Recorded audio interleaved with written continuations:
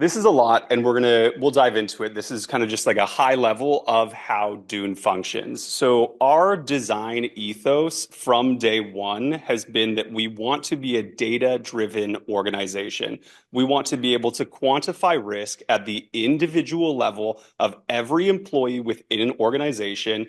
Then we want to be able to automatically reduce that risk and then adapt security controls around individuals based on need. So what that looks like is pretty interesting. I'll just dive into it. So the first thing that we do is we quantify risk, and this is a lot of fun. I know that at least like the dev team, we get a big kick out of this. So when we partner with companies, we work with the CISO and the security team to basically pull in information on all of their employees. So we federate with their IDP, we pull in all of that information. And then shout out to Kyle because he built one of the coolest things within the company. He's our head of AI and backend engineering, and he put together a blast radius model. And this isn't some chat GPT wrapper. This is a model built from scratch within our AWS environment that's trained on over 100,000 different job titles. So when we're partnering with oil and gas companies, we're able to handle information on them. When we're partnering with healthcare organizations, we're able to handle data on them. And what the blast radius model does is it figures out the implied risk of an individual based on where they sit in the organization.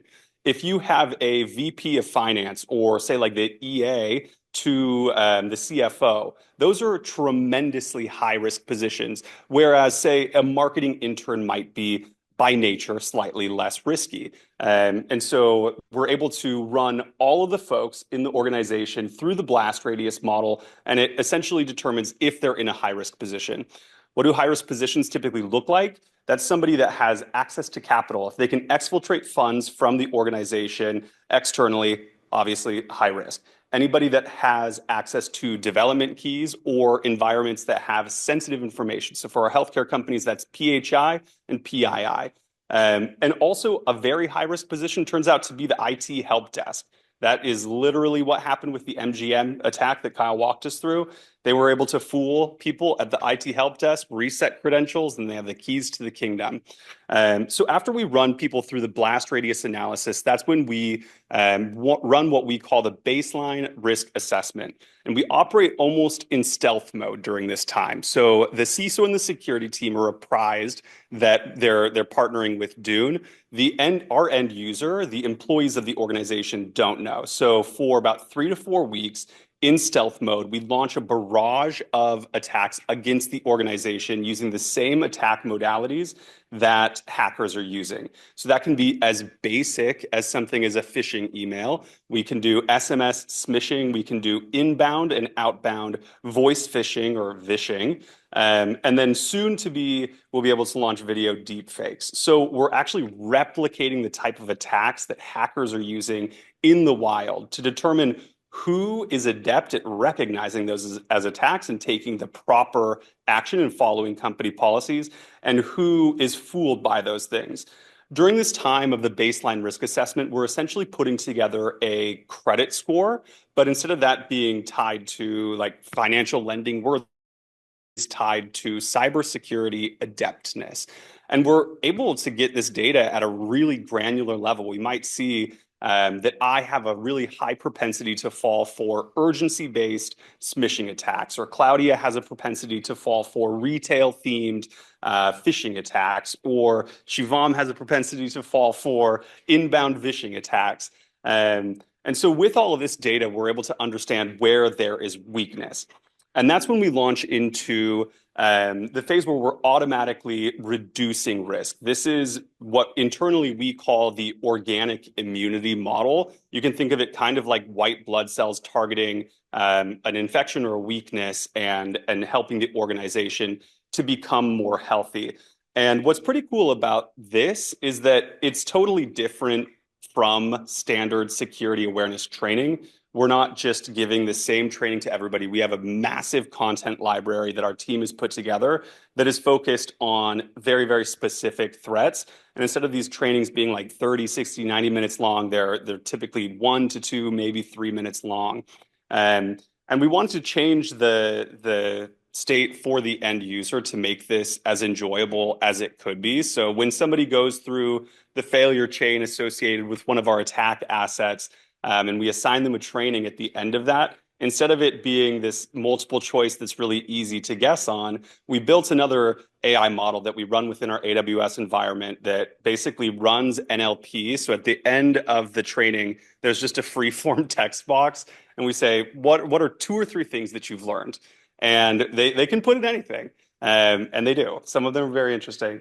But we essentially will run NLP on that and compare it against the transcript of the training to understand what they learned from that and then what gaps there may still be. And we're also able to run sentiment analysis to understand, is the training as enjoyable as a security training video can be? And with this, we're actually able to shape our content strategy because we're able to see if it's enjoyable and, more importantly, if it is actually changing user behavior over time. One interesting thing that we've noticed is after a few months on our platform, large enterprises, the vast majority of users dramatically decrease their risk footprint. I'm talking probably 93 to 95% of users dramatically decrease in risk. But there are a handful, typically maybe 3 to 5% of users that are kind of sticky clickers, and they will engage with any attack asset that we send. We've had a couple folks that are in high risk positions. One of them is a capital director at one of our clients. And I swear to God, anything we send him, he will like click on it, put in his password, put in an MFA code. He'll respond to the email. One of them was it was an email that said you're off the wait list for Taylor Swift's Era Tour. So click here. That was very, very effective. And I think he got that and actually responded to the email and was like, hey, I can't get the login to work. And we're like, oh, it's working.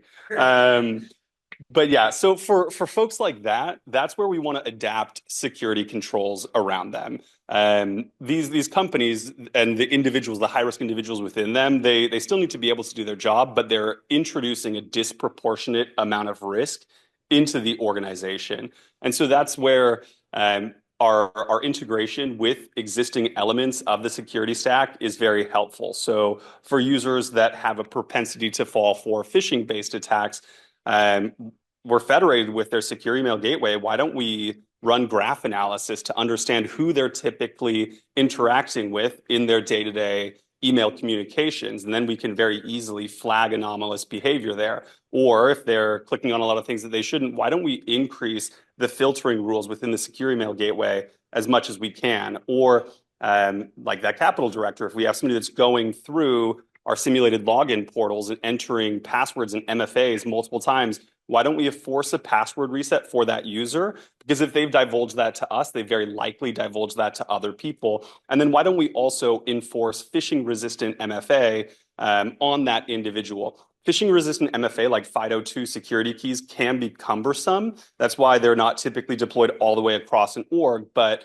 if it can dramatically reduce risk for a high-risk employee, then it's probably worth it to deploy it for that individual. And so this is something that, as we work with our buyers, the CISOs and the security teams, they're very excited about, because all of this historically has been a very manual process, and it's typically driven after incidents have already occurred. With Dune Security, they're able to have this all happen automatically. So a security team of 5 or 10 people can now be as effective as the one that has 2 to 3 to 4 times more people, just because we automate so much of the process for them.